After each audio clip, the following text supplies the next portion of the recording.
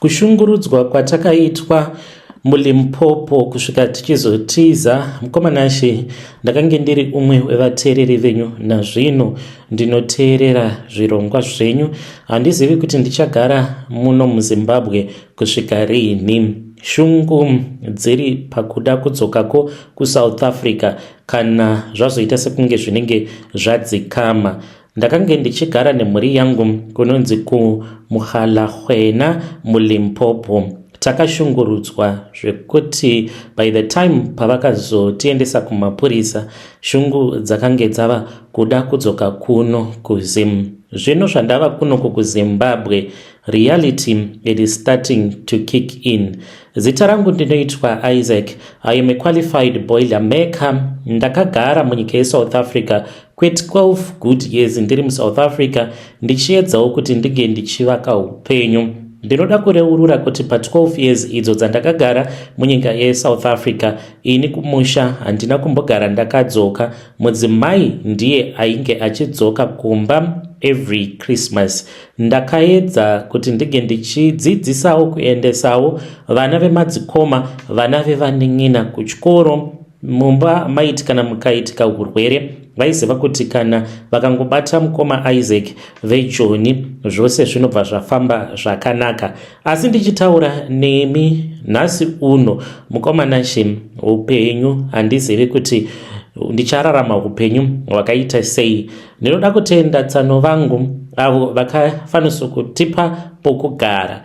Vakaburitsa maroja avo vakati isu tinge tichimboshandisa boys guy yavo tigere muno muBelvedere muHarare, asi kumusha kumasvingo handina kana single cent in my name.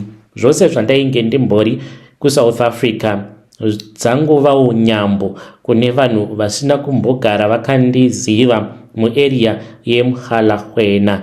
Handina kana senti mukoma. Ndinorangarira kuti patakauya kuno kuZimbabwe takange tisina kana pampa rimwe chete zvaro remwana. Apa tine mwana mucheche ane 6 months mukomana. Ndiri kuSouth Africa ndakange ndiinewo chouviri. Ndaitarisirawo kuti kana zvikazonzi zvinenge zvanyanyisa kuoma ndobva ndatengesawo midziyo yangu ndokwanisa kuuya kuno ndiine chouviri. Everything that I owned. Ndakange ndiine motikari Ford Ranger, ndakange ndiine furniture, uye zvekare ndakange ndiine mabusiness contacts andaiva ndiinawo ikoko kuLimpopo mukoma. But my South African dream, it became an absolute nightmare. Zvinhu izvi zvakaitika sekutamba sekuseka, tikatodzingwa munharaunda. Kusina amai hakuendwi, vakuru vakareva. Ndikangoti 12 years dzandakagara ndiri muJoni ndaita hand to mouth kune avo vanenge vachida kuzoshora kuti sei wakagara kwe12 years uri munyika yeSouth Africa usingakwanisi kuuya kuZimbabwe. Ndairarama hand to mouth. Ndaiti ndikawana kamari kandinenge ndawana, sometimes waigona kuchovha zvema 6-7 months uchingosevha kana 1000 chairo mwedzi wosevha 1000, pamwedzi wosevha 1000. Motikari uchitofamba nayo 1000 rands chaiyo kunoku inenge iri mari zvimwe kuda kuma 50 US. Ndo mari yandaikwanisa kungosevha iyoyo pamwedzi. Ndaizoti kana ndaonawo kuti gore rapera ndobva ndati kumudzimai, iwewe chienda zvako kumba umbonoonawo hama neshamwari uchiratidza vana gogo vazukuru vavo. Ini semurume ndongohadhira ndosara zvangu ndiri kuJoni ndichishanda. Kunyange nepaChristmas taingorova zvimapeace job ende mari dzacho taizodzibatawo pano nepapo. Ndingangoti upenyu hwangu hwakazoshanduka mushure mekunge ndasangana noumwe murungu. Murungu uyu ndakaenda papurazi rake ndichishandira umwe murungu. Saka varungu kazhinji kana akakufarira anogona kusakupa basa zvanhasi, but after so many years ndipo paanozokutsvaka obva akupa basa. Ndo zvakaitika pamurungu iyeye. Ndakange ndakatokanganwa nezvake, ndikazoona munhu ava kundifonera, ndopa ndakazomurangarira ndikabva ndachizoenda kupurazi kwake. Akabva andiudza kuti akange achida kundipa zvima subcontract. Zvechokwadi akandipa subcontract nekuti akange aine umwe muzukuru wake aishanda kumaini, saka akange akatangawo kambani yake achingoitira maini yaaishandira iyoyo masubcontract. Ndikati pandakakwanisa kutanga kushandira murungu iyeye ndo pandakanzi ndatangawo kuita mari by early 2025. Ende munongozivawo kuti uchatanga kuita mari unenge uine zvakawanda zvaunenge uchifanira kuti unge uchigadzirisa mishini chaiyo yemumabasa apa. Kana uchiita zvekuwelda hapana paungangofamba nemateksi pose, nekuti dzimwe nguva unenge uine mazisimbi aunenge uchifanira kuti unge uchizotakura. Saka ndakabva ndachizoti ndotenga motikari iyoyo ndakaita yekutengeserwa nemurungu aindipa masubcontract, yakanga iri yewhite ibhaki Ford Ranger ya2015. Saka ndichitenga motikari iyi handinawo kunge ndakambofunga zvakanyanya kuti nerimwe gore taikwanisa kuzomhanyiswa muSouth Africa. Ndaitoti kana ndikashanda sezvo iyo inenge ichizova above 10-year ban, ndobva ndatsvakawo imwe motikari ndakange ndichida GWM yandaitarisira kuti ndiyo yandinokwanisa kuti ndinge ndichizouya nayo kuno kuZimbabwe ndodeclare, nekuti mapepa apo pakange pasina. Taingoitawo zvekungobatisa mapasipoti edu nemabhazi achinonoiswa ma3 months tichingohadhira upenyu huchiramba huchingoenderera kumberi because we had a good relationship. Saka kunoregister motikari ndakaedza, dambudziko rakanga riri pandiri nderekuti ndakanga ndisina traffic reg. Saka ndaenda kuda kunoregister motikari musystem tichita change of ownership. Munhu aindiitira madhiri akabva astaka ndokubva andiudza kuti patraffic department ipapo pakange paine vanhu vainge vava kushanda seundercover vachitsvaka maforena avo anouya kuzoregister motikari dzavo vasina mawork permit. Saka ndakatondidzosera mari, akati shamwari handidi kukudyira mari mahara. Ndainge ndakamupa mari yekuti traffic register itange yabuda then tobva taita change of ownership. Murungu handina kuda kumubudira pachena, ndakangomuudza kuti pane zviri kundinetsa. Saka motikari yakabva yambogara iri muzita rake, yakange itori muzita rake nanhasi uno. Saka pakange pasina problem sezvo motikari iyi ndainge ndisingambouyi nayo kuZimbabwe. Ndaida kuzoitengesa ndozotenga motikari kana ya2019 kana kuti 2020 zvisinei nekuti inenge yakakura sei. Chandaingoda chifambiso chete. Ndingangoti kwandakange ndichigara ikoko kunonzi kuMuhalakwena muLimpopo, ndisu vamwe vevamwe vaitonzi Mbinga, because uchitofamba neFord Ranger ya2015 unenge uchitonzi munhu uyu imbinga, zvekuti I guess mukufamba vanhu vaitongofungidzira kuti zvimwe kuda vamwe vedu tinogona kunge titori nemapepa chaiwo. Ndingangoti upenyu hwakazoshanduka apo patakangotangawo kungonzwa zvichinzi pamasocial media musi wa30 June kuri kuda kuzodzingwa maforena. Saka taingoonawo pamasocial media pandakaona kuti masamba anenge ari kuda kuchinja munharaunda matakange ndichigara imomo Muhalakwena. Ndakati ndapa umwe mudhara lift, akangondibvunza kuti ko muchaenda rini kuZimbabwe. Ndopandakaona kuti masamba anenge atochinja apa. Then ndine umwe neighbor wangu akauya pamba pangu, akauya ndokubva ataka kutarisa motikari yangu nerimwe ziso rainge rakaipa zvokuti hana yangu yakarova. Takatosara tikatomunyeya nemudzimai wangu achitobvunzawo mudzimai kuti baba ava boy here, sei vazongotarisawo motikari yedu neziso rakaipa kudaro. Handina kunge ndakatoziva kutoti vainge vatochiva motikari. Saka vakazouya kwandiri vakabva vati iwe Isaac chimbotiudza. Vakauya vari 4 varume ivavo, vakabva vati Isaac you are a foreigner, haufaniri kuti unge uchifamba nemotikari inodhura kudai so, unenge uri kutengesera maNigerians madrugs. Ndakashamisika mukoma, unopera power. Ndainge ndakabata chipanera because ndainge ndichiita zvekare zvekugadzira mishini inoita zvemacement bricks. Saka ndakange nditori busy ndichitokanika chimwe chimishini chandainge ndakabva mukugadzira. Pavakataura kudaro ndakapanika ndikarohwa nehana because ndakati vanhu ava saka vanotofungidzira kuti kufamba neFord kwandiri kuita zvinoreva kuti ndava kuita zvemadrugs.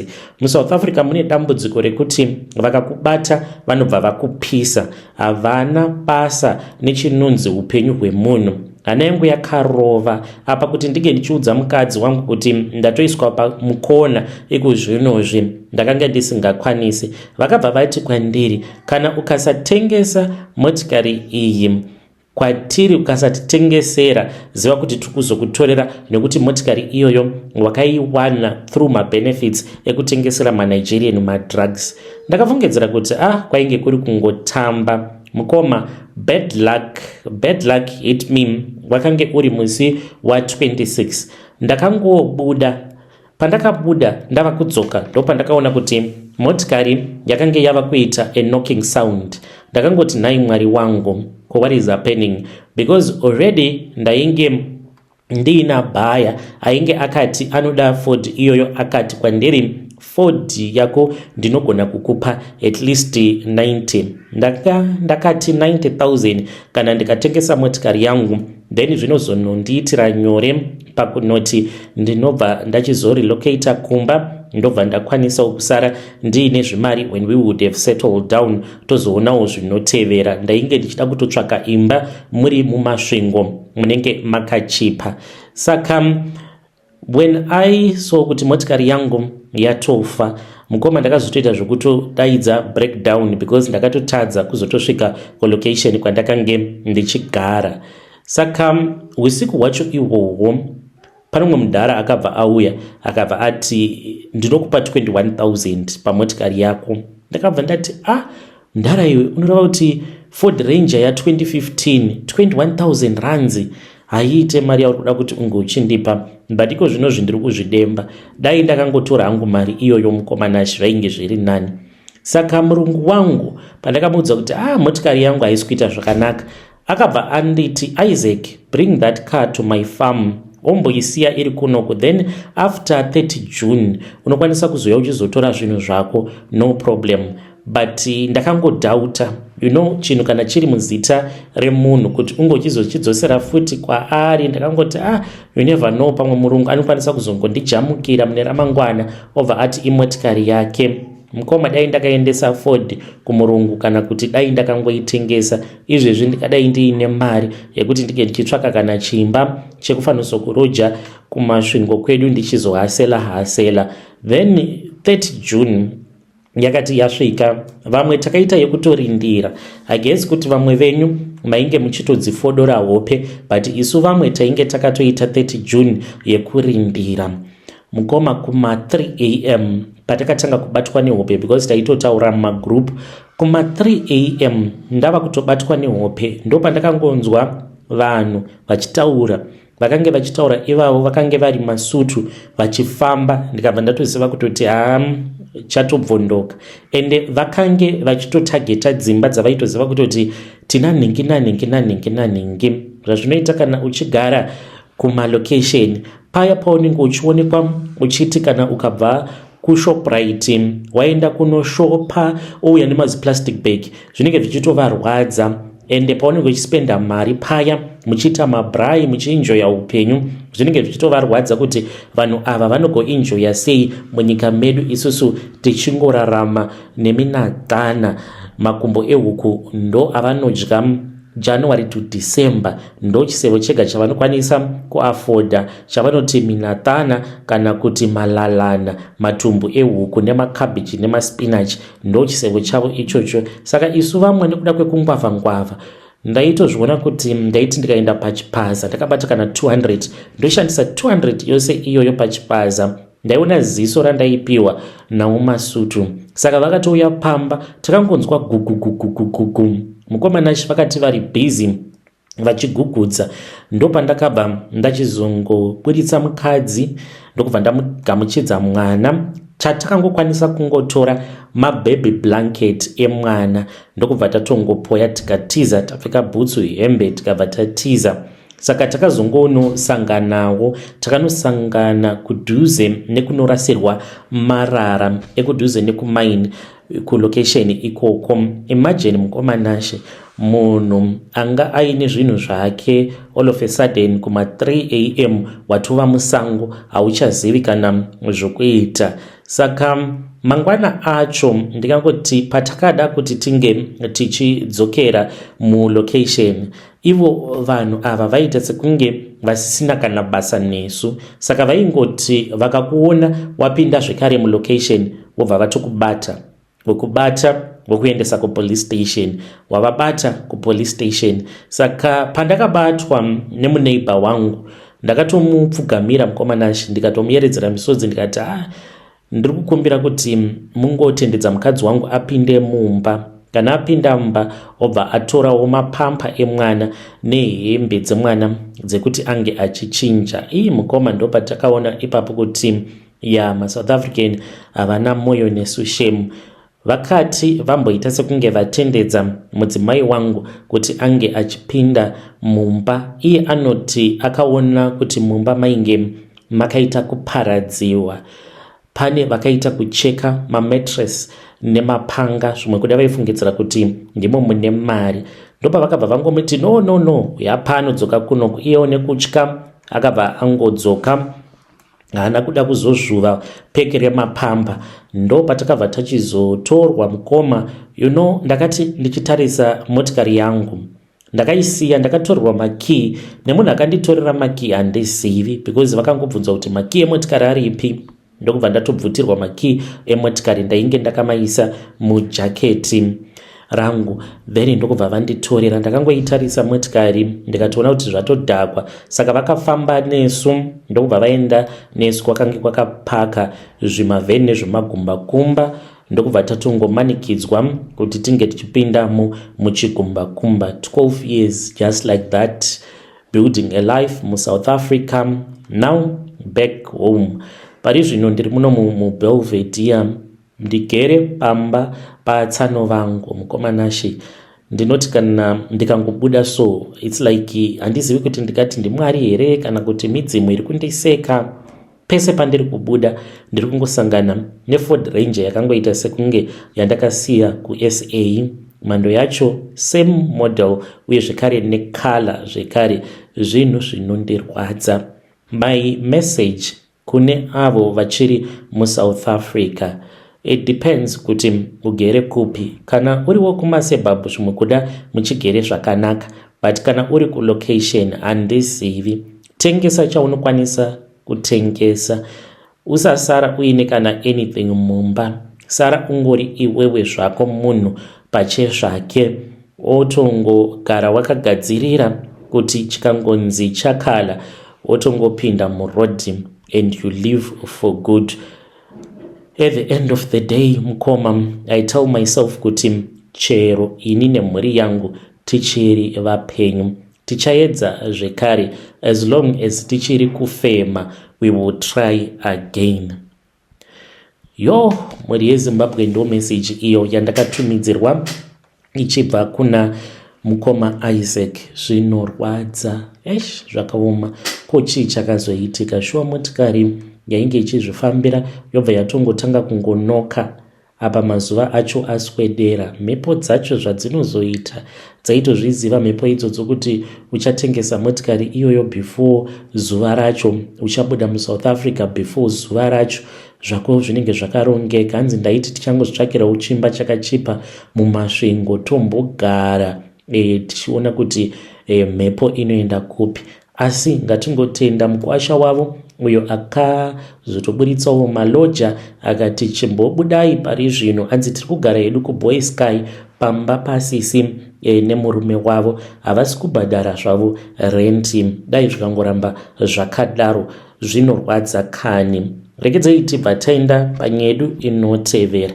Nyedu inotevera yakamira sekudai so. Hanzi ndakatemererwawo nyora dzeun'anga muno muDurban ndanga ndisati ndapedza course yacho. Ndiri kudawo mazano kubva kune vedare renyu kuti ndoita sei. Zita rangu inini ndinoitwa Moses, my real name. Surname ndichakupai mukoma, asi handidi kuti munge muchizoudza vanhu surname yangu. Ndinotya kuti vanhu vanozoswera vatonditurika paFacebook ndikasekwawo nevanhu vekuziva. Saka pandakauya kuno kuSouth Africa ndainzwa kuti ndinongogara ndakaita sekunge munhu anenge akagarwa nechinhu pamafudzi apa. Ndakabva ndachizotanga kufamba. Mukufamba kwandainge ndichiita ndakaudzwa kuti pakange paine dzimu rainge riri pandiri. Zvechokwadi ndakadzokera kuzimu. Ndadzokera kuzimu ndakaenda ndikabva ndanoudza hama dzangu ndikati, vedu wei, ndiri kunzi ini ndinokwanisa kuita mupfumi zvekuti ndichapfuma zvekuzochengeta dzinza rose kunyange mukanzi munenge magara zvenyu, asi ndinenge ndichikuchengetai musingashandi, asi muri kunzi munofanira kuti muke muchifamba neni kuitira kuti dzimu racho riri pandiri ringe richifara. Zvino pakazonoita makakatanwa nekuti vamwe vainge vachiti, iwe mweya wacho wauri kuti uri kutaura pauri unombozviziva here kuti mweya watateguru vedu avo vanova vari ivo dzinde redu muZimbabwe, nekuti tateguru vedu vakabva kuZambia. Saka zvakabva zvachizonzi hazviite kuti ungati iwewe ungazogarwa nezitateguru redu, mamwe madhara ose awa aripo, because tateguru vedu ivavo ndingangoti kubva pana sekuru nyakubereka vana baba vedu isusu patorine mamwe madzisekuru anokwana iwo kuita 4. Saka vanhu vakuru vakatanga kupikisana vakati, mudzimu tinouziva, but idzi inyambo dzauri kutaura. Hazvigoneke kuti chana chidiki chakaita sewe chinge chichizonzi ndicho chagarwa nemudzimu iwoyo. Saka vakabva varamba. Mushure mekunge kwaitwa makakatanwa ndakadzoka kunoku. Mukuzonofambawo ndichienda mudzin'anga dzemuno muJoni, ndipo apo pandakabva ndachizotanga kuudzwa nezveprocesi yekutwasa. Saka ndakange ndichiita ukutwasa pose apa. Ndakatanga ndichazviitira muJoburg kusvika ndichizodzoka kunoku kuDurban. Ndauya kunoku kuDurban, n'anga yainge yava kundibatsira because yekuJoburg yakandidhurira. Ndikati iyi mari handingambofi ndakaiwana. Saka ndakabva ndachizorelocata ndikadzoka kuno kuDurban kwandainge ndagara ndichimboshanda zvangu. Saka ndava kubatsirwa nen'anga iri kundibatsira pari zvino. Yakanditi kana ukasazopedzisa training yako unogumisidzira wava kupenga. Ikatonditi vanhu vazhinji vaunoona vachimberereka neDurban vanenge vachipenga vakapfeka machira emidzimu vanenge vasina kupedzisa zveukutwasa, saka vava kutopenga. Saka every day mukomanashi ndanga ndiri kutonamata kuti Mwari dai ndakwanisa kupedzisa process yacho yekukutwasa, mudzimu wacho wobva wachizogara pandiri. Zvino dambudziko riripo nderekuti ndigere hangu zvakanaka pamba pen'anga, nekuti kana uchitwasa unogarapo pamba pen'anga yacho, but n'anga iyi ukanzwa ichitaura munhu wekuti akavenga mamwe marudzi, sezvakangoita maZulu akawanda anovenga mamwe marudzi zvisingaite. Zvino ndava kutya, handichazivi mukoma zvokuita ini. Ndoramba ndakagara here kusvika ndapedza ukutwasa? Next year ndo pandikufanira kuti ndige ndichizopedza ukutwasa. Ndakambomubvunza kuti ndodii malume, akati haufaniri kuti unge uchiregedza zvinhu izvi ukazvisiyira munzira, ziva kuti unogona kuzorasika njere. Handikwanisi kukupa guarantee yekuti hauzopengi. So ndichigere pamba pake, ende sezvamuri kuziva kuti Durban iri kupisa, handizivi kuti Mwari vachandichengetedza here kana kuti ndichazova umwe wevaya vachazobuda panyuzi vaurawa nemaZulu. Ndipeiwo mazano pandigere mukomanashi panguva ino, nguva yandiri yakaoma zvikuru kwazvo. Ndinotya kuti kana ndikaenda kuZimbabwe ndokuchazova kutanga kupenga kwangu. Muri yeZimbabwe ndo message iyo yandakatumidzirwa ichibva kuna mukoma vedu. Ngatitaurei navo mucomment section. Mbadi mangozviisa mumaoko aMwari mumbodzoka kumba, because zvakaoma. Nesituation zvimwe zvatakaona zvaibva kuna naDurban ka handione sekunge mungagarika, kunyange mukanzi mugere pamba pasekuru vacho ivavo vari kukubatsirai vachikutrainai, but one day is one day. Panogona kungoitika zvinoitika. So ndinoona sekunge mukangozvisa mumaoko aMwari mumbosiyana nazvo izvozvo. Kana muine pekutangira zvimwe kuda mumbodzoka kumusha. Regedzei tibva taenda panyaya yedu inotevera. Hanzi ndakaba mari muchechi. Izvi zvakaitika mugore ra2006 ndikatenga stand. Zita rangu ndinoitwa James. Ndiri murume uye zvekare ndine makore 56 years ekuberekwa. Upenyu hwazondiomera. Ndiri kurwara, ndakabatwa nechirwere cheshuga kutaura kudai. Ndine vazukuru uye zvekare ininiwo vana vangu vari kutambudzika zvisingaiti nekuda kwekuba kwandakaita. Ndatarisana nerufu kana kurwara kwandiri kuita. Nyama dzangu dziri kundiudza kuti ndava padhuze nekufa.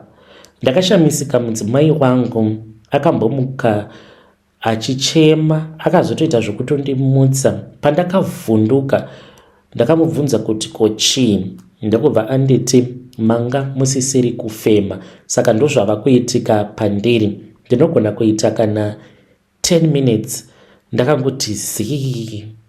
Saka inini ndinenge ndichitozvinzwa sekunge ndiri kune imwe nzvimbo, ndinenge ndichita sekunge ndiri kubhururuka. Ndakangorara sezvandinenge ndakaita, but ndichitobhururuka kwandinenge ndichienda handikuzivi.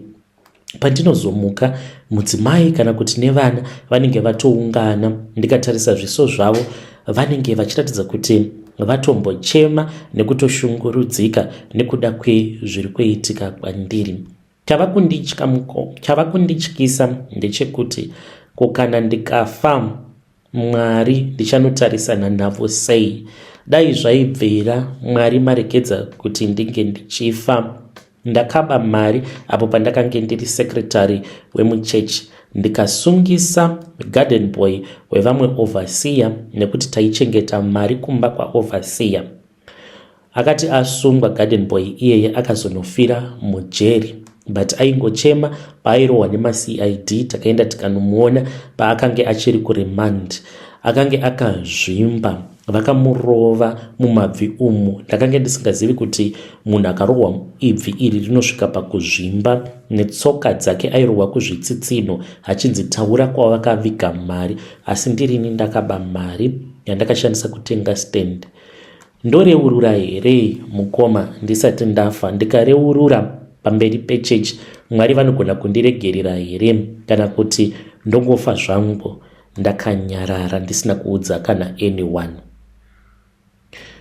Muri yeZimbabwe ndo message iyo yandakatumidzirwa ichibva kuna zvakaoma mukoma vedu avo. Ngatitaurei navo sekuru mucomment section. Zvakangooma hazvo vedu we.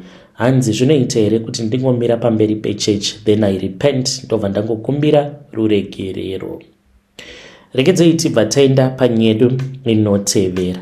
Hanzi mukoma muri sei? Ndaita basawo remahook up, then paEaster I went to Mazowe to see this other guy mukorokodza. Ndakasangana naye pane rimwe telegram group remuZimbabwe rine mukurumbira.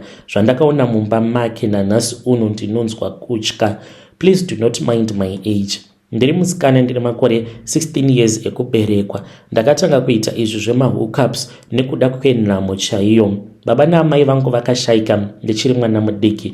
Ndini ndinotochengeta gogo apa gogo vangu vakura. Apa nditori breadwinner. Gogo vangu vanotozviziva kuti ndinoita zvemahookups, but kunyange vakapopota havana zvavanokwanisa kundiita. So paFacebook kana kuti kutelegram neWhatsApp I pretend as if ndiri munhu anenge achitotsvaka murume anenge achida kumuroora. Kana ndikasvika kumba kwako ndikaona kuti wakakotsira, ndinogona kuba mari ndobva ndatiza ndangorara newe ka1. Saka ndakabva ndachizoenda kuMazowe. I did not know kuti this guy wandichati J akange ari mukorokoza. Saka akazouya akazonditora ndasvika muMazowe. Akange aine Fortuna yake SUV yainge yakanaka kwazvo. Akabva achizoenda neni munzvimbo yamafaro. Mukoma nashi takagara kuda kwe about 30 minutes. Ndokubva anditi hande kumba kwangu. Takabva tachizoenda tose kumba kwake. Takazoti tapinda mumba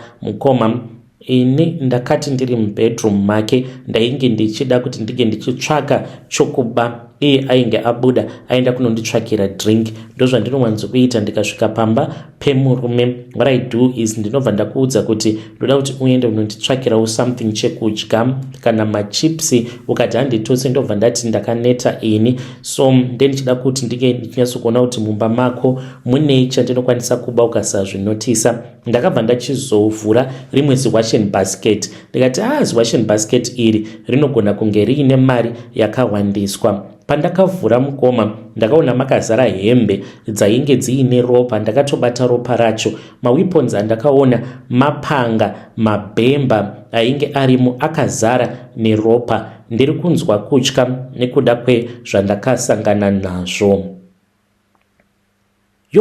Muri yeZimbabwe ndo message iyo yandakatumidzirwa ichibva kuna vanzvadzi vedu. Ngatitaurei navo mucomment section. Hanzi kune group rine mukurumbira rekutelegram ndokwandakasangana naJ Mugorokoza. Koropa rose iro ranga rakazara muhembe dzainge dziri muwashing basket nemapanga, mapakatwa, zvose zvainge zviine ropa. Kukana riri ropa remunhu rawakabata naye musikana. Ngatitaurei naye mucomment section. Vadiwa vateereri ndoma messages avo andanga ndakakubatirai. Ngatisanganei zvekare mune zvimwe zvirongwa zvinotevera.